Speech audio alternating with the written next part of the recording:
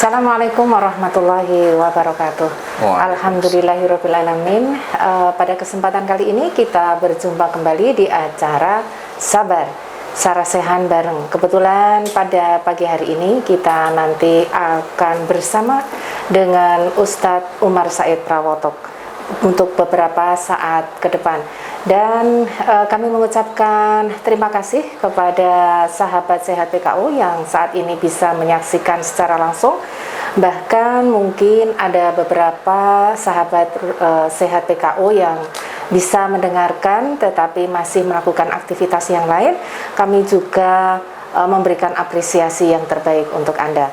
Dan selanjutnya kita sapa terlebih dahulu. Kebetulan Ustadz Prawoto sudah hadir di tengah-tengah kita. Assalamualaikum Ustadz. Waalaikumsalam warahmatullahi Alhamdulillah, wabarakatuh. ini sehat terusnya. Insya Allah. Ini kebetulan kita sudah masuk di bulan puasa, 10 hari yang terakhir. Ini hari yang ketiga ya saya. Untuk 10 hari yang terakhir ya. Ya. Ya, 3 iktikaf. Mulai Ahad malam Senin. Mulai Ahad ya. Dan insya Allah kita akan diberikan kesehatan terus. Amin. Untuk bisa mengikuti iktikaf kita, baik itu kita bisa di masjid maupun di rumah. Dan mudah-mudahan Allah memberikan segala kelancaran dan ampunan bagi kita semuanya. Amin. Amin ya Sahabat Sehat PKO yang dirahmati oleh Allah, untuk pada pagi hari ini nanti kita akan mengambil tema terkait dengan ciri-ciri husnul khotimah. Sudah kita pahami bahwa husnul khotimah itu adalah sesuatu akhir yang baik ya. Dan di sini tentunya kita berusaha atau menciptakan untuk husnul khotimah, kebaikan ini itu tidak mudah, sehingga otomatis kita juga memerlukan upaya-upaya yang nanti akan kita lakukan. Nah, ini nanti akan terus kita sampaikan. Dan saat ini Ustadz Prawoto bersama dengan kita untuk menyampaikan bagaimana sih ciri-cirinya kita bisa mencapai sesuatu yang terbaik di akhirnya. Baik, selanjutnya kami silahkan Ustadz Prawoto untuk bisa memberikan pencerahannya kepada kita semuanya, sahabat PKO yang di Yogyakarta maupun di sekitarnya maupun dimanapun Anda berada. Kami persilakan Ustadz. Assalamualaikum warahmatullahi wabarakatuh. Waalaikumsalam. Alhamdulillah, salatu wassalamu ala rasulillah sallallahu alaihi wasallam wa ala alihi washabihi wa wala la haula wala quwata illa billah wala na'budu illa iyyah, amma ba'd. Warga Sehat PKO yang saya hormati rahimakumullah, berbicara tentang husnul khotimah ini biasanya mesti kita kaitkan dengan kematian seseorang. Iya. Meskipun secara bahasanya ya husnul khotimah itu adalah menjadi harapan tujuan kita di mana saja kita berada. Betul. Jika seseorang itu bekerja, ya nanti akhir bekerjanya mudah-mudahan juga husnul khotimah. Artinya pekerjaan yang sudah selesai itu berakhir dengan kebaikan-kebaikan yang banyak. Termasuk dalam akhir kehidupan kita. Itu menjadi harapan, keinginan semua orang. Ya, termasuk kita itu kepinginnya ketika nanti Allah memanggil kita, mudah-mudahan dalam keadaan husnul khotimah. Artinya kehidupan akhir yang betul-betul kehidupan akhir yang diterima semua amal ihsan kita, amal kebaikan kita, dan Allah subhanahu wa ta'ala memberikan maghfirah, ampunan atas segala kekhilafan, dosa, kesalahan kita. Itu sebenarnya intinya husnul khotimah itu sebenarnya di situ. Jadi maka seseorang itu ketika Allah subhanahu wa ta'ala masih memberikan kesempatan untuk beramal di dunia ini, karena ini adalah ladangnya akhirat kita. Jadi maka siapa menanam kebaikan, maka insya Allah dia akan memanen juga kebaikan itu, tidak hanya di dunia tapi juga sampai di akhirat. Maka pesan Allah subhanahu wa ta'ala dalam surat Al-Hasyr itu sangat jelas sekali, yang sudah sangat terkenal di ayat yang ke-18, ya ayyuhalladzina amanu taqullah wal tandur nafsum ma qaddamat liqad. Jadi kita diperintahkan oleh Allah untuk bagaimana kita ini mempersiapkan untuk kehidupan kita yang akan datang. Jadi artinya kehidupan kita tidak hanya di dunia ini, tapi juga kehidupan di akhirat. Maka harus diupayakan. Maka di dalam kehidupan kita ini, ketika kita ada kemampuan untuk beramal soleh, maka beramallah. Karena ini menjadi bekal kita ketika nanti kita ini sowan ke hadirat Allah Subhanahu wa taala. Ya, perlu keluarga Sehat PKO ketahui bahwa Rasulullah Shallallahu alaihi wasallam pernah mengingatkan kepada kita, kalau nanti kita menjadi jenazah atau menjadi mayit, maka ada 3 hal yang menyertai mengikuti kita, yaitu ahluhu wa maluhu wa amaluhu, yaitu keluarga kita, harta kita, dan amal kita. Maka ketika sudah sampai di makbarah, di kubur, itu yang 3 tadi, 2-nya kembali, yaitu apa? Yaitu keluarga dan harta kita. Tetapi yang setia menemani kita sampai yaumul kiamat adalah amal kita. Jadi yang menemani kita besok itu amal kita. Maka ketika kita di alam barzah itu, Rasulullah juga memberikan sinyal kepada kita bahwa di alam barzah itu seseorang itu akan diperlihatkan oleh Allah setiap pagi dan sore kehidupannya di akhirat. Artinya kalau setiap pagi sore kita diperlihatkan di alam barzah, ini loh kehidupan di akhirat itu di surga, kan rasanya senang sekali kita. Nah, kemudian ketika diperlihatkan oleh Allah setiap pagi dan sore kehidupannya di akhirat di neraka, naudzubillah min dzalik, itu merupakan siksaan yang berat. Jadi maka di dalam doa ketika kita sholat itu kan di akhir sholat kita, rakaat yang terakhir itu kan ada permohonan kita kepada Allah, Allahumma inni a'udzubika min adzabi jahannama wa min adzabil qabri. Jadi azab kubur, siksaan kubur, tetapi juga ada nikmat kubur. Jadi nikmat kubur itu tadi diperlihatkan oleh Allah setiap pagi dan sore kehidupan kita di akhirat itu seperti itu. Dan kalau sebaliknya itu juga merupakan siksaan yang sangat berat sekali. Jadi marilah betul-betul kita manfaatkan kesempatan yang diberikan Allah Subhanahu wa taala kepada kita ini untuk terus kita ini beramal soleh, supaya ini menjadi sanggup bekal kita ketika nanti kita ini sowan ke hadirat Allah. Dan insya Allah kalau itu betul-betul kita lakukan, semangat giroh untuk beramal itu akan mengantar kita kepada kehidupan yang husnul khotimah tadi. Begitu.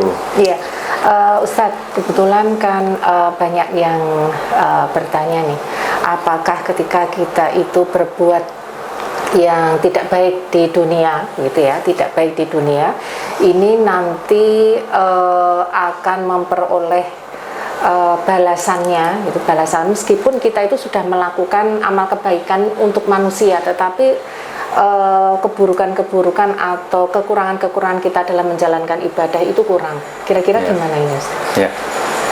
Jadi kebaikan yang dikerjakan oleh seorang muslim itu akan bisa menghapuskan keburukan-keburukan. Maka di dalam kehidupan kita, dalam kita berinteraksi dengan sesama, kan tidak mungkin orang tidak punya dosa kesalahan, pasti punya. Maka Rasulullah mengingatkan kepada kita, ittaqillaha haitsuma kunta wa atbi'is sayyi'atal hasanata tamhuha wa khaliqin nas bi khuluqin hasan. Ada kata-kata wa'at bi sayyi'ata hasanata tamhuha, ikutilah burukan itu dengan kebaikan. Ya, keburukan itu kan ada yang sengaja, ada yang tidak. Tapi dengan kita melakukan kebaikan itu, maka kebaikan itu insya Allah akan bisa menghapuskan. Maka ketika seseorang itu sengaja berbuat kebaikan, maka kebaikan yang dia kerjakan itu juga nanti akan kembali kepada dirinya sendiri. Betul. Demikian pula keburukan yang dilakukan oleh seseorang suatu ketika, maka juga akan kembali kepada dirinya sendiri. Kan in ahsantum li anfusikum wa in asatum fala. Kalau kamu berbuat baik, maka kebaikan itu akan kembali kepada dirimu sendiri. Dan kalau kamu berbuat sebaliknya, keburukan, kejahatan itu juga nanti akan kembali kepada dirimu sendiri. Ini kan ajaran Islam itu luar biasa. Jadi fair betul gitu. Artinya ini juga semua karena manusia yang melakukannya, kan sudah diingatkan. Maka kita di dalam ajaran kita ini tidak boleh kita ini menyepelekan kebaikan maupun keburukan. Artinya kebaikan meskipun hanya katakanlah senyum, itu sudah merupakan pahala yang besar gitu loh. demikian pula keburukan misalnya Nusewu ini kadang-kadang dalam kehidupan masyarakat itu kan berat untuk kita itu tidak ngerasani misalnya itu kan itu sebenarnya itu keburukan dari itu setiap keburukan kebaikan seberat biji zarah yang sangat kecil itu juga Allah pasti akan memberikan balasannya. Jadi inilah yang mendorong kita ini supaya terus kita ini beramal soleh, berbuat kebajikan, maka kebajikan itu akan kembali kepada dirinya sendiri. Kalau kita ini menghormati orang lain, sebenarnya ya menghormati diri kita sendiri. Betul. Kalau kita menghargai orang lain, sebenarnya juga menghargai diri. Tapi sebaliknya, kalau kita itu suka mencela, mencaci maki orang, sebenarnya itu juga mencela, mencaci maki diri kita sendiri. Yang kadang-kadang manusia itu kadang sering lupa begitu ya. Ini harus selalu diingatkan terus. Tapi artinya kesalahan atau keburukan itu tidak disengaja kan Ustaz? Ya, ada yang disengaja, yang tidak disengaja. Kan maka kita berusaha untuk berbuat sesuatu itu senantiasa selalu berniat dengan lillahi ta'ala mardotillah, maka insya Allah nanti akan mengantarkan kita kepada kebaikan yang tidak hanya di dunia tapi sampai di akhirat. Maka disinilah kalau dalam bahasa Al-Quran kan ayyukum ahsanu amala, siapa di antara kalian itu yang paling baik amalnya. Jadi artinya berfastabiqul khairat, jadi yang berkualitas. Jadi bukan aksaru amal tapi ahsanu amala. Jadi luar biasa selama itu. Ya, demikian juga dengan orang yang mereka itu senantiasa berbuat baik, ketika kebaikannya itu banyak, kemudian lupa berbuat keburukan, gitu. Itu sama juga halnya, istilahnya kebaikannya bisa tertutup keburukannya ya Ustaz. Ya, itu seperti itu. Jadi saling ya, jadi seperti itu. Jadi maka kalau kemudian seseorang itu tidak menyadari atau belum menyadari tentang keburukan yang telah dilakukan itu, ya kalau kemudian Allah masih memberi umur panjang.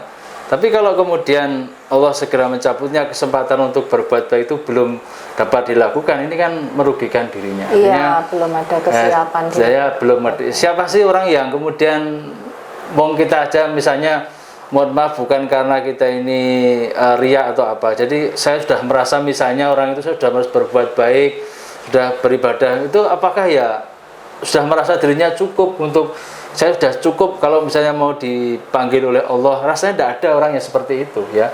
Jadi meskipun seorang ustadz, seorang kiai pun kalau ditanya sekarang sudah siap belum, itu ya rasanya belum, karena masih merasa bahwa amal saya itu masih sedikit, belum waktunya. Ya Allah, bila saya kesempatan saya untuk beramal lagi untuk bekal menghadap kepadamu ya Allah, seperti ini. Iya, jadi sesuatu kebaikan itu untuk bekal kematiannya ya Ustaz ya. Betul sekali. Artinya yang tadi sudah disampaikan bahwa ini merupakan bekal kematian, kemudian menjadi sebuah jalan husnul khotimah. Nah, ini ada ciri-cirinya.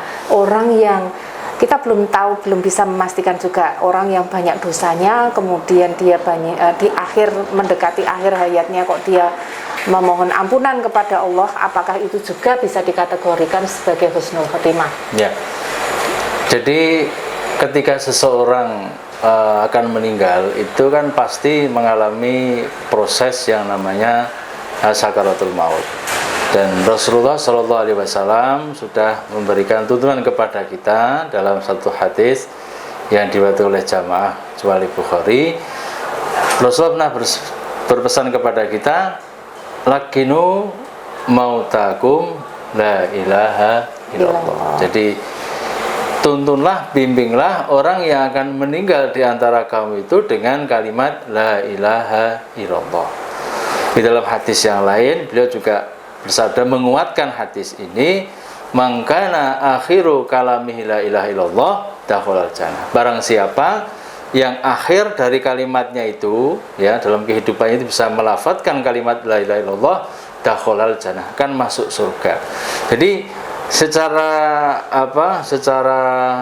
tersurat dari secara matan hadisnya ini kita bisa memahami bahwa apabila kita bisa menghantarkan, menuntun seseorang dalam keadaan sakaratul maut itu sampai mengucapkan kalimat la ilaha illallah, itu dijamin oleh Rasulullah Shallallahu Alaihi Wasallam dakhala jannah itu kan menunjukkan kepastian, jadi tidak ada ragu-ragu, pasti. Tapi memang dalam konteksnya itu ya, itu ternyata tidak mudah. Iya. Ya, kalau misalnya kalau dalam kondisi seperti ini kita ditanya, bisa enggak baca kalimat tauhid la ilaha illallah? Tentu seorang akan menyatakan mesti bisa dia. Ya. Misalnya kan kita sekarang ditanya, bacalah kalimat la ilaha illallah gitu. Kan kita semangat dan jelas sekali la ilaha illallah. Otomatis ya. Iya. Tapi pada saat seseorang mengalami sakaratul maut, ini yang jadi persoalan. Tidak mudah. Ya kebetulan karena kami itu bekerja sehari-hari di rumah sakit dan sering menghadapi pasien-pasien yang dalam keadaan semacam itu. Secara jujur saya pribadi yang di rumah sakit kita ini, saya sudah ya lebih dari 25 tahun ya. Jadi saya itu menghadapi pasien sakaratul maut, kemudian mendengar langsung seorang pasien ya, pasien melafadzkan kalimat la ilaha illallah kemudian meninggal. Itu seingat saya itu hanya 2 kali saya selama sekian lama itu. Secara lantang gitu ya. Iya, jadi jelas itu ya. Kan mangkana akhiru kalami la ilaha illallah. Jadi barang siapa yang akhir kalimatnya itu. Jadi saya mendengar. Tetapi kebanyakan ya, ini mohon maaf kebanyakan ya. Jadi rata-rata itu ketika sakaratul maut itu memang kondisi pasien itu sudah dalam keadaan tidak sadar. Nah, meskipun demikian itu kita tetap mengamalkan hadis tadi, tuntun bimbinglah orang yang akan meninggal dengan kalimat la ilaha illallah. Kita tuntun dengan pelan-pelan ya, namanya menuntun dengan pelan-pelan penuh kesabaran. Jadi kita berharap, Bapak kuatkan, bacalah kalimat la ilaha illallah, ayo semangat, kuatkan terus. Meskipun kita nggak tahu responnya seperti apa, tapi kita husnudzonya mudah-mudahan dia itu masih mendengar tuntunan kita, yang kita tuntun itu, dan mudah-mudahan dalam hatinya dia bisa melafadzkan kalimat itu. Jadi seperti itu. Jadi betul-betul berat ya, sakaratul maut itu betul-betul berat.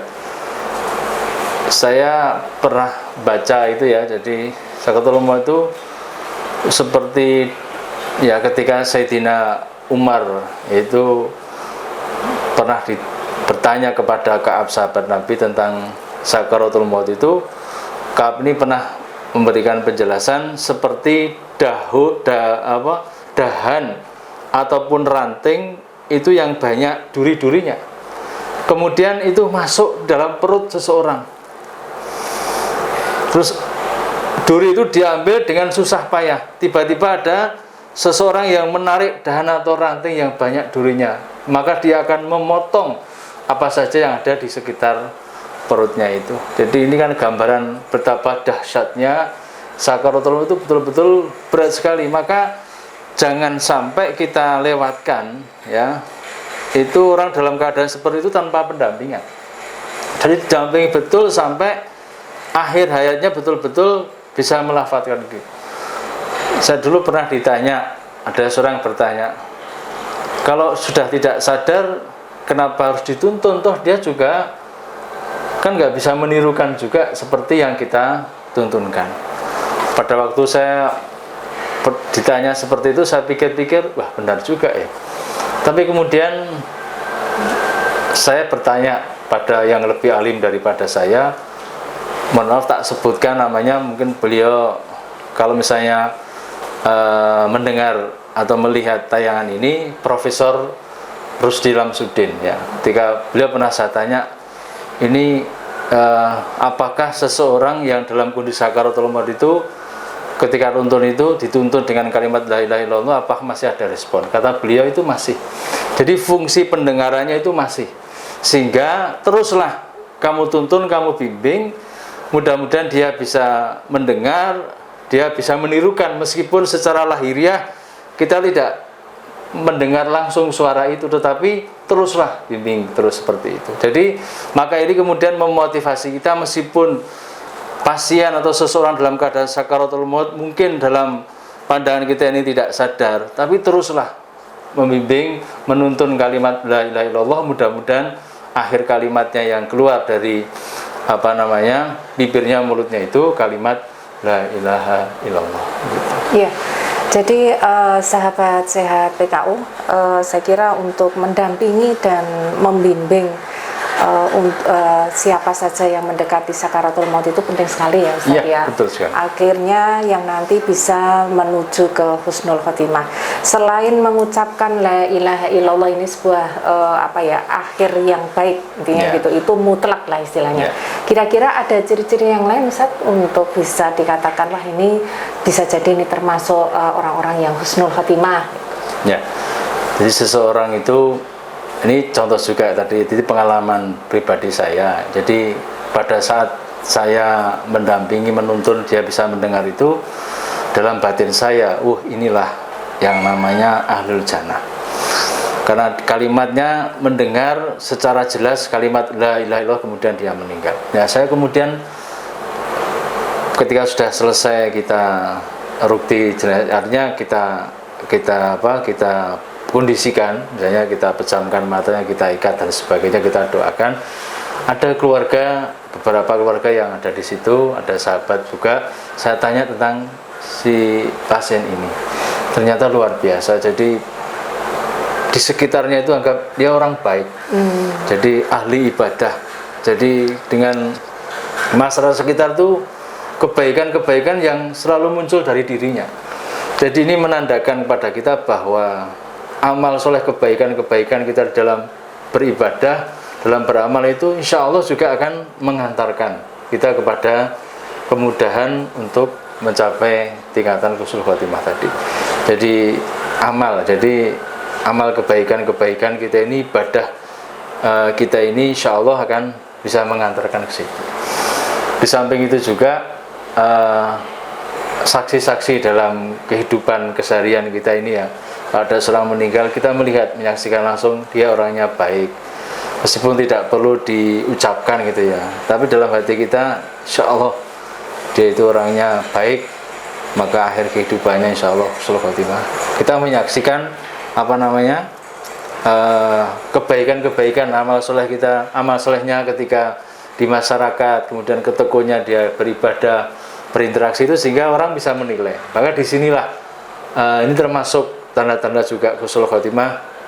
Banyak orang yang merasa kehilangan ya dengan meninggalnya beliau seperti itu. Selalu disebut-sebut. Ya, betul, ya, betul. Selalu diberi sebagai contoh gitu ya, Ustaz. Betul sekali. Ya, itu tanda-tanda juga ya. Jadi artinya tanpa perlu kita mengatakan misalnya Bapak Ibu si fulan ini orangnya baik. Ini tidak usah seperti itu ya. Jadi tidak usah dengan seperti itu pun, yang hadir itu insya Allah menyaksikan, dia akan bersaksi di hadapan Allah tentang kebaikan orang ini. Jadi seperti itu. Apa ini yang disebut dengan panjang umur ya Ustaz?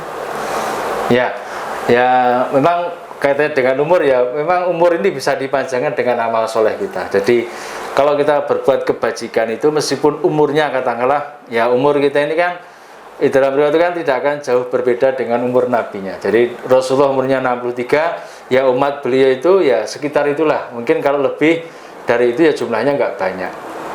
Sehingga umur itu bisa dipanjangkan. Kalau seseorang katakanlah meninggal di usia 63 tahun misalnya, kemudian amalnya kebaikan itu luar biasa dia di masyarakat ya, kebaikannya sampai kemudian dia membangun masjid, kemudian membangun musola, madrasah, sekolah-sekolah, pelayanan kesehatan, jalan dan sebagainya. Itu pemikirannya, kiprahnya dia itu ketika dia sudah meninggal, orang tidak akan bisa melupakan bahwa bangunan ini, madrasah ini, masjid ini, musola ini, pelayanan kesehatan ini, jalan ini tidak lepas dari seseorang si fulan ataupun fulanah tadi. Ini kan kemudian disebut terus, artinya ini menunjukkan bahwa seseorang akan senantiasa ingat kebaikan-kebaikan orang itu meskipun dia sudah meninggal dunia. Jadi artinya jadi umurnya bisa panjang. Nah, seperti Kiai Jamat Dahlan ya, luar kurang dia sudah meninggal sudah lama sekali, tapi kemudian ketika hidup kembali serasa ada ya, karena melihat rumah sakit, melihat sekolah-sekolah dari PAUD sampai perguruan tinggi demikian besar itu, subhanallah. Jadi inilah amal jariah beliau yang luar biasa, sehingga akan terlalu dikenang terus karena kebaikan-kebaikan itu. Ya kita mencontoh seperti itu, meskipun ya kita berbuat semaksimal mungkin, ya insya Allah itu menjadi hero semangat kita untuk senantiasa berbuat kebajikan di dalam kehidupan. Iya. Sahabat sehat PKU, ada satu pertanyaan lagi ya terkait dengan ciri-ciri, apakah ada nih ciri-ciri fisiknya untuk yang mendekati husnul khotimah? Ya. Kalau fisik itu ya memang ada riwayat yaitu yang menyebutkan ya dahinya itu berkeringat ya. Ya, dahinya itu berkeringat. Tapi kalau itu untuk secara fisik ya, badan gitu ya. Itu kalau secara fisik ya, itu kalau pengalaman saya pribadi itu ya, jadi saya tidak melihatnya ke fisik tadi ya, karena kalau secara fisik memang berat ya, berat. Jadi seseorang mengalami sakaratul maut itu kan seperti tadi itu, coba bayangkan itu ada duri atau ranting yang banyak duri masuk dalam perut seseorang. Nah, kalau pengalaman saya melihat itu seseorang yang akan lepas ruh dari jasadnya itu seperti mengalami kejang itu ya, jadi menahan sakit yang luar biasa, dan itu kan memang sakit ya. Rasulullah sendiri kan beliau ketika saat-saat menjelang wafatnya itu kan mengalami hal yang sangat berat ya, sangat berat ya. Ini apalagi kita ya, apalagi kita itu kan proses sakaratul maut tadi memang betul-betul berat sekali. Kita bisa bayangkan coba kalau ruh itu lepas dari jasad, padahal ruh itu Allah meniupkan ruh itu ke jasad kita ketika berada dalam rahim ibunda kita itu kan di usia berapa? 120 hari ya, ruh coba. Kemudian dia menempel. Lahirlah kita 9 bulan lahir ke dunia ini sampai hari ini. Terus kemudian katakanlah nanti Allah memberikan umur kepada kita ini seperti katakanlah umur Rasulullah misalnya 63 tahun atau mungkin lebih. Nah, coba ruh itu menempel selama itu. Kemudian Allah Subhanahu wa ta'ala memerintahkan kepada malaikat Israil untuk mencabut nyawa si fulan atau fulan hambanya itu. Hari ini juga. Jadi secara logik gitu ya, secara kita berpikir ya, coba sekian lama menempel itu hari harus keluar. Itu kalau dalam bahasa Jawanya itu ruh itu kan sudah istilahnya, kalau ibaratnya akar itu sudah menghunjam ke dalam bumi itu sudah ngoyot, jadi sudah sangat kuat gitu loh. Itu hari harus keluar coba ya. Jadi betul-betul sakit sekali, apalagi kalau jenazahnya atau calon jenazah tadi ya, itu orang-orang yang berbuat kezaliman. Wah, ngeri sekali. Jadi Qurannya juga menyebut demikian, betapa dahsyatnya sakaratul maut ketika itu dialami oleh orang-orang yang berbuat kezaliman. Maka kita naudzubillah min dzalik, berdoa kepada Allah, hanya bisa berdoa, ya Allah, Allahumma hawwin alaina fi sakaratul maut. Ya Allah, mudahkanlah kami, lancarkanlah kami nanti dalam menghadapi sakaratul maut tadi. Jadi seperti itu, Mbak Le. Ya, terima kasih. Kami rasa cukup waktunya untuk kita bahas, tetapi kita tidak akan puas untuk sampai di sini saja. Mudah-mudahan nanti kedepannya kita akan mengulang kembali di acara Sabar Sarasehan bareng Ustadz. Dengan demikian kami mengucapkan terima kasih kepada sahabat PKU semuanya yang telah menyaksikan acara ini, dan jangan lupa kita selalu menjaga, pertama adalah selalu memohon ampunan kepada Allah, karena mungkin di hari yang terakhir ini merupakan momen yang terbaik, dan selalu melafadzkan innaka afuwun tuhibbul afwa fa'fu anni. Dan yang kedua, kita selalu menebarkan manfaat dan memberikan kebaikan kepada siapapun, tentunya untuk kembali kepada diri kita sendiri. Dan jangan lupa kita selalu patuh untuk menegakkan protokol kesehatan. Dan saya Laili Nelul Muna beserta kerabat PKU Media Jogja mohon undur diri. Mudah-mudahan apa yang telah kita lakukan pada hari ini memberikan manfaat untuk semuanya. Akhirul kalam, Assalamualaikum warahmatullahi wabarakatuh. Waalaikumsalam warahmatullahi wabarakatuh.